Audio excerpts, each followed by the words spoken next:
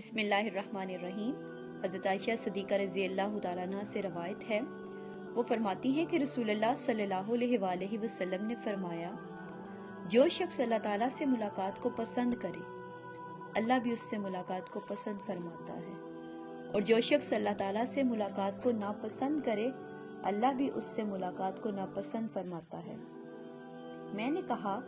اللہ کے نبی صلی اللہ علیہ وآلہ وسلم، کیا اس سے موت کی ناپسندیدگی مراد ہے؟ کیونکہ ہم میں سے ہر شخص طبیعتاً موت کو ناپسند کرتا ہے۔ تو آپ صلی اللہ علیہ وآلہ وسلم نے فرمایا، یہ بات نہیں ہے، لیکن